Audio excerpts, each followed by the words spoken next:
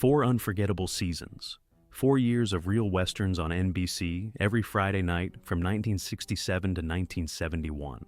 Millions of viewers across America and around the world were hooked. But what happened to the cast after the cameras stopped rolling turned out to be every bit as dramatic as anything that aired on screen. Did you know that one of the show's actors died of electrocution right in his own home during the filming of the 4th season? Did you know that another of the show's leads found a whole new moment of triumph decades later in one of the most popular westerns on television today? A genuine second act that revived an entire career? And did you know that one of the actors got divorced from one Hollywood legend and married another Hollywood legend on the very same day? Today we're looking back at the people who made this legendary show. Where did their lives take them? What did they go through? Let's find out. Number 1. Leif Erickson. As Big John Cannon, Leif Erickson was a pillar of American television. When the first episode of the High Chaparral aired in September 1967, Leif was 55 years old, a seasoned, fully formed actor with an extraordinary body of work already behind him. His character, Big John Cannon, was a patriarch in the truest sense of the word, a hard, unyielding Arizona rancher, willing to fight Apaches, outlaws, and the land itself to protect his family and his home. His real name was William Wycliffe Anderson. He was born on October 27, 1911, in Alameda, California. Before acting, he was a band vocalist. He sang and played trombone. Then came small theater roles, then film. During World War II, Leif served in the U.S. Navy as a chief petty officer, working as a combat photographer in the Pacific Theater. He was shot down twice, and survived both times. For his service, he was awarded 2 Purple Hearts. This was a man who had seen real war, and it came through in every performance. Before the High Chaparral, Erickson had appeared in films like On the Waterfront, 1954, with Marlon Brando and Showboat, 1951, along with countless westerns throughout the 1930s and 40s. When roles dried up in the mid-1960s, he worked as a yacht broker in Marina del Rey, which tells you everything about the kind of man he was. No self-pity, just keep moving. The role of Big John Cannon was the pinnacle of his television career. For all 4 seasons, he carried the show's central weight, and did it with the kind of monumental, quiet seriousness that made the character iconic. His personal life was turbulent. Leif was married 3 times. The most talked about chapter, in 1942, on the same day, he divorced actress Frances Farmer and married actress Margaret Hayes. Hollywood hadn't seen much of that before. After the show ended in 1971, Leif continued appearing in guest roles on Gunsmoke, The Rockford Files, and Fantasy Island. His final credit was a Fantasy Island episode in 1984. On January 29, 1986, Leif Erickson died of cancer in Pensacola, Florida. He was 74. His son William had been killed in a car accident in 1971, the very year the show ended. Fate was not kind to this man, but he never quit. Number 2, Cameron Mitchell. As Buck Cannon, Cameron Mitchell was the kind of actor people describe as born for Hollywood, even when Hollywood didn't always treat him accordingly. When the High Chaparral premiered in 1967, Cameron was 48, and he had already lived several acting lives. His character, Buck Cannon, Big John's younger brother, was so vivid, colorful, and magnetic that many viewers considered him the real heart of the show. Cameron McDowell Mitchell was born on November 4, 1918, in Dallastown, Pennsylvania. His father was a minister, and family tradition called for Cameron to follow in his footsteps. He chose the stage instead, first Broadway in the late 1930s, then service in World War II as a bombardier, then back to film and theater. In 1949, Mitchell played Happy Loman on Broadway in Arthur Miller's Death of a Salesman, the role that made his name. He repeated it in the 1951 film adaptation. Then came How to Marry a Millionaire, 1953, with Marilyn Monroe and Lauren Bacall. His career looked like it was heading straight up. But in the 1960s, Mitchell moved to Europe, grinding out Italian productions, spaghetti westerns, horror films, costume dramas, dozens of roles, hundreds of flights. Then, by pure chance, he ended up sitting next to producer David Dortort on a flight to Tucson. And by the time they landed, He had the role of Buck Cannon, a lucky seat on a plane that changed everything. Buck Cannon, a drinking, boisterous, but fiercely loyal cowboy, became Mitchell's defining moment. He once said, "I firmly believe our show is the best Western ever made." It didn't sound like bragging. It sounded like a man in love with his work. Behind the scenes, things were harder. Mitchell was married 3 times. His career moved in waves, highs followed by long stretches in the doldrums. Through the 70s and 80s, he worked mainly in exploitation films and horror. The Toolbox Murders, 1978. The Silent Scream, 1980. He filed for bankruptcy twice. He was a man given much and who lost much. Cameron Mitchell died on July 6, 1994, of lung cancer in Pacific Palisades, California. He was 75. Over his career, he appeared in more than 300 films and television shows. Buck Cannon remains his best-remembered role, the one people still talk about. Number 3, Mark Slade as Billy Blue Cannon. Mark Slade was the show's youth. His character, Billy Blue Cannon, Big John's son, was hot-headed, restless, searching for himself on the frontier. When the series began in 1967, Mark was 28, though on screen he read younger. Mark Van Blarcom Slade was born on May 1, 1939, in Salem, Massachusetts. An interesting footnote: his maternal grandmother was a 5th cousin of Henry Ford. And, of all the coincidences, in the ship's manifest of the second English vessel to arrive at Plymouth in 1621, there's a passenger listed as John Cannon, the same name as the show's patriarch. Mark originally planned to be an illustrator. He enrolled in art school in 1956, intending to pursue cartooning. Then he filled in for a sick classmate in a theatrical production and was immediately bitten by the acting bug. He moved to New York, enrolled at the American Academy of Dramatic Arts, and waited tables at the legendary Club 21 on West 52nd Street to pay his tuition. On the High Chaparral, Mark appeared across all 4 seasons, before leaving the show toward the end of its run. His departure was reportedly driven by a desire to branch out. During the show, he even got to put his illustration skills on screen. One episode featured his character's cartoons, and the drawings were genuinely Mark Slade's own work. After the High Chaparral, he appeared in the film Salty, 1973, and the television series of the same name, at 1974 to 1975. His acting career continued into the early 1990s, totaling more than 300 stage, screen, and television appearances. He received several international awards, including a Belgian Audience Award and the Bambi, a prestigious German media prize. In 2026, Mark Slade is 87 years old. He is alive and well. After stepping back from acting, he devoted himself fully to visual art. His illustrations, political cartoons, and comics have appeared in major publications worldwide. He has been married to Melinda Riccouli since 1968, over 57 years together. 2 sons, Morgan and Mitchell. A story of remarkable stability amid the chaos of Hollywood. Number 4, Don Collier as Sam Butler. Don Collier was what they call in Hollywood a real cowboy. And that's not a figure of speech. He could actually ride, work cattle, and do exactly what his character did on screen. When the High Chaparral began filming in 1967, Don was 38, and he already had a solid resume of television westerns behind him. Donald Maunger Collier was born on October 17, 1928, in Inglewood, California. After school came service in the U.S. Navy and Merchant Marine, then a football scholarship, first to Hardin-Simmons University in Texas, then to Brigham Young University in Utah. Athletics, discipline, teamwork. All of it would show up later in his understated, dependable screen presence. His road into Hollywood started in the saddle. The ability to ride well opened the door to westerns. In 1960, he landed the lead role of Marshal Will Foreman in the NBC series Outlaws, a genuine breakthrough.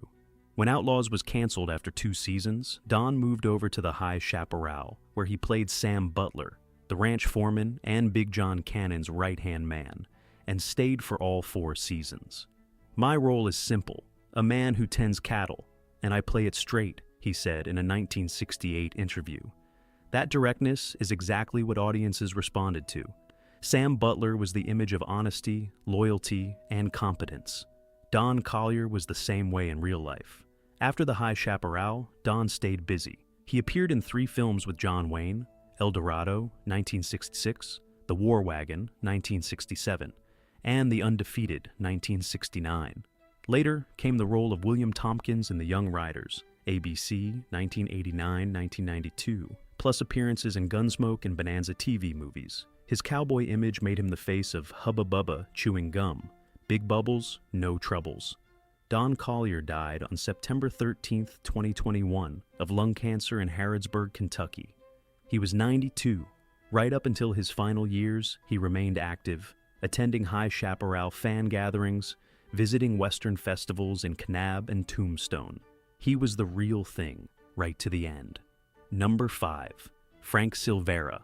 As Don Sebastian Montoya, Frank Silvera is one of the most remarkable and most tragic figures in the entire history of the High Chaparral.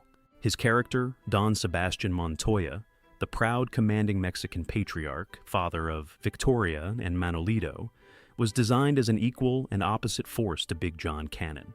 Silvera brought that role to life with such conviction that audiences had no idea they were watching a black actor of Jamaican descent.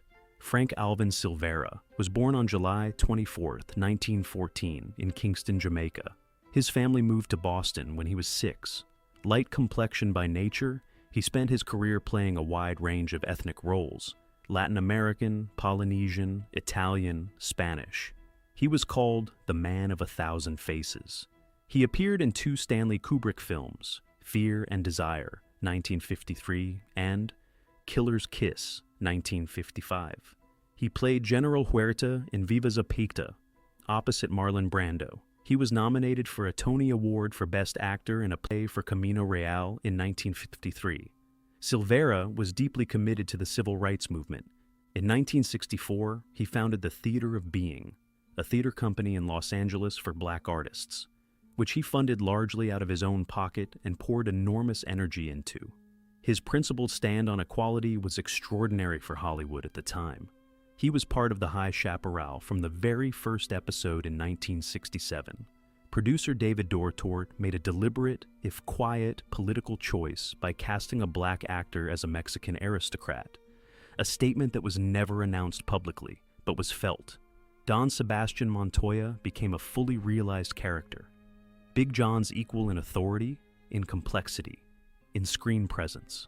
The tragedy came on June 11, 1970. Frank Silvera was trying to repair a garbage disposal unit at his home in Pasadena when he was fatally electrocuted. He was 55 years old, and he died in the middle of filming the 4th season. His death required emergency rewrites of multiple storylines. His widow filed a $10 million lawsuit against General Electric, alleging negligence and a defective design. In 1973, the Frank Silvera Writers' Workshop was established in his honor, an organization supporting black playwrights. One of its founding figures was Morgan Freeman.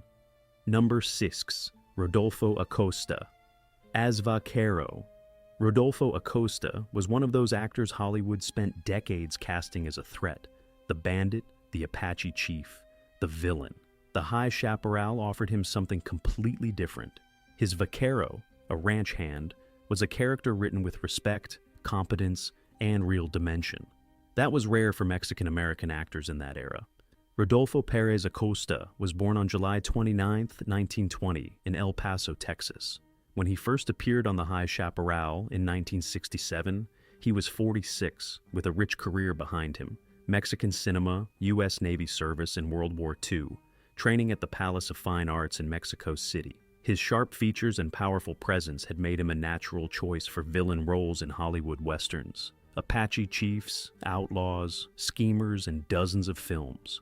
One of his most memorable turns was as the captain of Mexican rurales in Marlon Brando's One-Eyed Jacks, 1961. On the High Chaparral, Acosta appeared in the first 2 seasons, 1967-1969. His character could herd cattle, cook, provide medical care, and even speak some Apache. The role was conceived by the show's writers as a positive image of a Mexican man, skilled, trustworthy, and fully human. Behind the camera, things were much harder. Acosta was let go from the show due to a severe problem with alcohol, a struggle that had followed him for years. After leaving the High Chaparral, he continued picking up the guest spots on Bonanza and Ironside, but significant roles were behind him. Rodolfo Acosta died on November 7, 1974, of liver cancer in Woodland Hills, Los Angeles. He was 54. In 2013, he was posthumously inducted into the Walk of Western Stars in Newhall, California, a tribute to his lasting contribution to the genre. Number 7. Roberto Contreras. As Pedro, Roberto Contreras was with the High Chaparral for all 4 seasons, appearing in 61 of the show's 98 episodes. His Pedro, a ranch hand, a working man, was a background character in terms of billing, but he was present in key scene after key scene, giving the Cannon Ranch the feel of a real, breathing, populated place. Roberto Contreras was born on December 12, 1928, in St. Louis, Missouri. His father was director Jaime Contreras. His career in film and television spanned nearly 4 decades, from 1954 to 1993. Among his credits, Topaz, 1969, Alfred Hitchcock's Cold War thriller, and Brian De Palma's Scarface, 1983. That range alone says something. He also appeared in the crowd scenes of the classic The Magnificent Seven, 1960. One of his sons, Luis Contreras, also became an actor, carrying on the family tradition. Contreras was a consistent advocate for the dignified portrayal of Latin Americans on screen. He was vocal about his frustration with Mexican roles being handed to non-Mexican actors. The High Chaparral was a special project for him, one of the few shows where Latino actors played full, equal, worthy characters alongside their Anglo counterparts. Roberto Contreras died on July 18, 2000, in Los Angeles. He was 71. His son Luis continued in the profession. Contreras remains part of the history of a show that, for perhaps the first time on American primetime television, placed a Mexican family on equal footing with a white American family, and offered no apologies for it. Number 8. Bob Hoye as Joe Butler. Bob Hoye was a man of 2 worlds, stuntman and actor simultaneously, a rare combination that gave him an insider's understanding of filmmaking that few performers ever develop. On the High Chaparral, he played Joe Butler, the younger brother of ranch foreman Sam Butler, Don Collier's character. When the series began in 1967, Bob was 40. Robert Francis Hoye was born on April 3, 1927, in New York City. Starting at age 7, he worked on a ranch in the Catskill Mountains and became an expert rider, a skill that would shape his entire professional life. He served with the U.S. Marine Corps toward the end of World War II. As a stuntman, Bob doubled for Charles Bronson, Tony Curtis, Tyrone Power, David Johnson, and Telly Savalas. As an actor, he appeared in The Outlaw Josie Wales, 1976, with Clint Eastwood in The Enforcer, 1976. In 1961, he was one of the co-founders of the Stuntmen's Association of Motion Pictures, an organization that continues to fight for the rights and safety of people in one of Hollywood's most dangerous professions. Bob appeared on the High Chaparral for all 4 seasons. After the show, he kept working. Dallas, Magnum P.I., JAG, The Young Riders. In 1990, he joined the Directors Guild of America and worked as a director and second unit assistant director on the series Zorro, filmed in Spain, alongside his old High Chaparral co-star Henry Darrow, who played Zorro's father. Bob Hoye died on February 8, 2010, in Northridge Hospital after a 6-month fight with cancer. He was 82. His career stretched across 55 years, from the films of the 1950s to television in the 2000s. It was the life of a man who loved his work and was exceptionally good at it. Number 9. Rudy Ramos as Wind. Rudy Ramos is perhaps the most unexpected and inspiring story among the entire cast of The High Chaparral. He joined the show in its 4th and final season in 1970, at just 19 years old. His character, Wind, a hot-tempered young man of mixed heritage, part Native American, became the new face of the show in its final chapter. Rudy Ramos was born on September 19, 1950, in Lawton, Oklahoma. By his own account, he is part Mexica, a descendant of the Aztec people, and part Mexican. He grew up near Kiowa and Comanche communities, which gave him a deep understanding of Native American culture and life that would show up in his performances. His first professional experience was on Ironside in 1969. 6 months later, he was auditioning for the High Chaparral. Here's a detail worth knowing. Producer David Dortort had initially been screen testing blue-eyed blonde actors in wigs for the role of Wind. Then someone mentioned Rudy Ramos, who at that point had not a single stage credit to his name.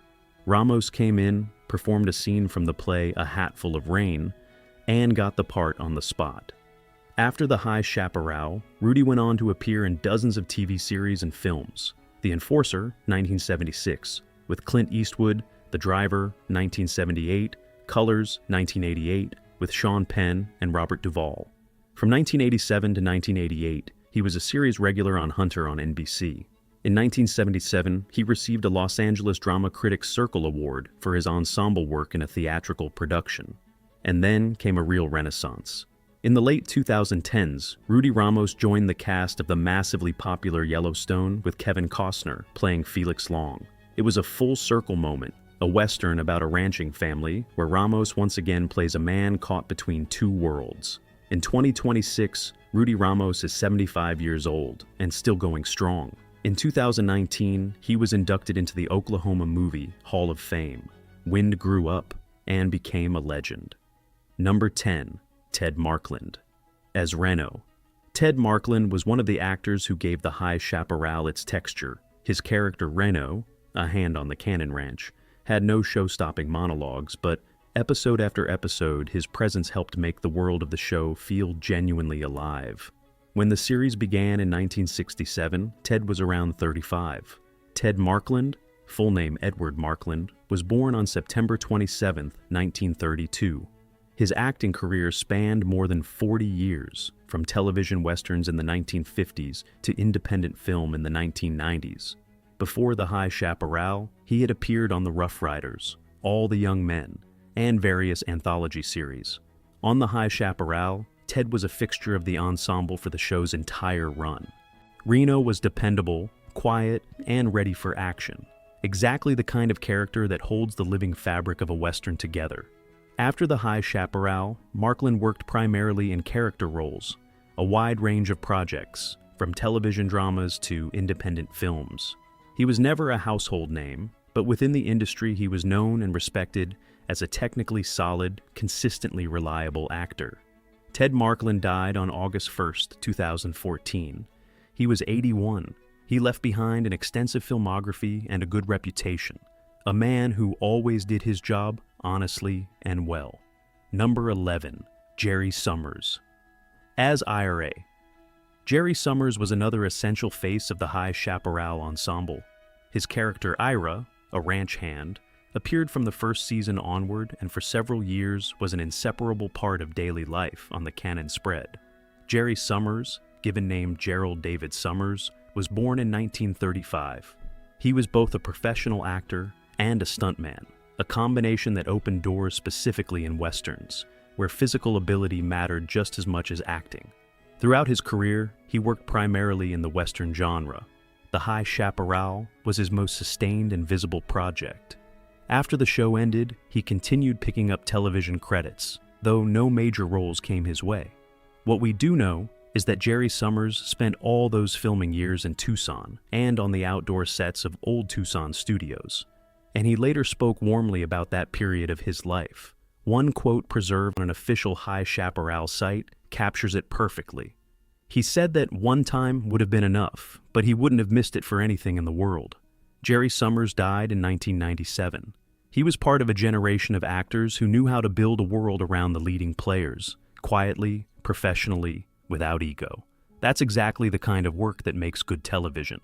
Number 12. Henry Darrow as Manolito, Montoya. Henry Darrow is the High Chaparral phenomenon. He was the only member of the principal cast who came to the show without a big name, and left it a genuine international star.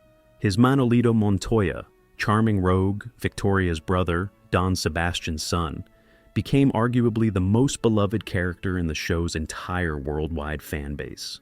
His real name was Enrique Tomas Delgado Jimenez. He was born on September 15, 1933, in Manhattan, New York. His parents were immigrants from Puerto Rico. When he was 13, the family returned to the island. There he studied political science and drama at the University of Puerto Rico, then won a scholarship to the Pasadena Playhouse, one of the finest theater conservatories in California. When producer David Dortort saw Henry, then still going by the name Henry Delgado, in a production of Ray Bradbury's The Wonderful Ice Cream Suit alongside F. Murray Abraham, his mind was made up in seconds. No formal screen test. "You've got the part," he said. Darrow later recalled how he himself suggested speaking Spanish in the series and learning Apache Sign Language, and that the producer agreed on the spot. Darrow built Manolito from 2 Shakespearean templates, Mercutio from Romeo and Juliet for the comedy, and Iago from Othello for the dark undercurrent. What emerged was a character of extraordinary vitality, unpredictability, and irresistible charm. He and Cameron Mitchell effectively stole the show from its own lead. After the High Chaparral, Darrow kept working steadily. From 1974 to 1975, he played Detective Manny Quinlan on Harry O with David Jansen. In 1980, he voiced Zorro in an animated series. In 1983, he played Zorro himself in the sitcom Zorro and Son, becoming the first Latino actor to play Zorro on American television. Then, from 1990 to 1993, in the Duncan Regehr series, he played Zorro's father, Don Alejandro, making him the only actor in history to play both Zorro and his father. In 1990, he won a Daytime Emmy Award for his role on Santa Barbara. Within the world of the High Chaparral, Darrow became the show's ambassador, for decades attending fan gatherings in Tucson, connecting with viewers from around the world, giving interviews, and sharing memories. Henry Darrow died on March 15, 2021, of natural causes at his home in Wilmington, North Carolina. He was 87. Manolito Montoya lives on, in the hearts of millions of fans across the world. Number 13, Linda Cristal. As Victoria Cannon, Linda Cristal was a legend, not just an actress on the High Chaparral, but a woman who transformed the show and played a major role in making it a worldwide success. Her Victoria Cannon, a proud, educated, fiery daughter of a wealthy Mexican landowner who becomes the wife of Big John Cannon, was a character American television had never seen before. Her real name was Marta Victoria Moya Pego Burgess. She was born on February 23, 1931, in Buenos Aires, Argentina. Her childhood was marked by tragedy. When she was 13, both of her parents died of carbon monoxide poisoning in a car. She was the only survivor. What followed were years of wandering, conservatory training in Montevideo, work in Mexican cinema, and eventually Hollywood. She received her first Golden Globe in 1959, Most Promising Newcomer, for her role in the comedy The Perfect Furlough, 1958, with Tony Curtis. Then came The Alamo, 1960, with John Wayne, and Two Rode Together, 1961, with James Stewart, directed by John Ford. Her film career was brilliant, so when producer David Dortort had spent 3 weeks searching for his Victoria Montoya and was growing desperate, Linda Cristal's arrival felt like a rescue. The audition became the stuff of legend. The scene she was handed struck her as too sweet, too soft. She threw it aside and improvised, playing a woman in love, then a streetwalker, then a mother who had lost her son in a war. At one point, she threw off her hat, her shoes, her jacket. "I was literally throwing myself at these people," she recalled. She walked out with a contract. On the High Chaparral, Linda Cristal appeared in 96 episodes. For her portrayal of Victoria, she received 2 Emmy nominations and in 1970 won a Golden Globe for Best Actress in a Drama Series, her second Golden Globe. An interesting footnote, she and Henry Darrow often ended scenes by adding unscripted exchanges in Spanish, which completely baffled their Anglo co-stars, Erickson, Mitchell, and Slade. Producer Dortort quietly approved. After the High Chaparral, Cristal worked selectively. She appeared in Mr. Majestic, 1974, with Charles Bronson, made guest appearances including on General Hospital, and then stepped back from public life almost entirely. She moved into business, real estate, import-export, and by all accounts was very successful. In 2019, her memoir An Unexpected Life, written with her son Jordan Wexler, was published. Linda Cristal died on June 27, 2020, at her home in Beverly Hills. She was 89. She passed away in her sleep, quietly, with grace as she had lived. Her death was mourned by the entire High Chaparral fan community worldwide. Henry Darrow, who followed her less than a year later, never got to say goodbye. Victoria and Manolito left the stage together, just months apart. The final episode of the High Chaparral, the one that lasted a lifetime. The High Chaparral was not just a Western. It was a show about a family, different in blood and culture, that found a way to live together. On screen, on the sound stages of Tucson, under the real Arizona sun. The people who made it were veterans of 2 world wars, immigrants and children of immigrants, performers who broke stereotypes and rewrote the rules. They left us one by one. Silvera, Acosta, Erickson, Hoy, Collier, Mitchell, Darrow, Cristal. Some went far too soon. Others lived to a very old age. But the mark they left hasn't gone anywhere. If you're coming to this show for the first time, find it and watch it. If you grew up with the High Chaparral, tell us in the comments who your favorite character was. Sam Butler, Henry Darrow, maybe Linda Cristal. Subscribe for more stories about the people who built Hollywood's golden age. Hit that like button if you enjoyed this one. We'll see you next time.